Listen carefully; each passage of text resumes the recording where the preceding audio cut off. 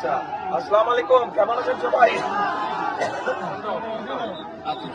আপনারা যেহেতু থামতে বলেছেন থেমেছে, কিন্তু এটা তো মহাসড়ক, এখানে দাঁড়িয়ে তো বক্তব্য দিলে পিছনে অনেক জ্যাম হয়ে যাবে। তবে এতটুকু শুধু বলবো, আপনারা যে কষ্ট করে এখানে এসেছেন, সকলে একত্রিত হয়েছেন, আগামী 12 তারিখ যে ভোটের দিনও কিন্তু এইভাবে গিয়ে কষ্ট করে গিয়ে ধানের শেষে ভোট দিতে হবে। আমার বাবা আমাদের এখানে প্রার্থী হচ্ছে মইনুল হাসান সাদিক, ডাক্তার সাদিক, চিনেন তো? ইনশাল্লাহ ডাক্তার সাদিককে ধানের শীষে ইনশাল্লাহ সকলে জয়যুক্ত করবেন ইনশাল্লাহ।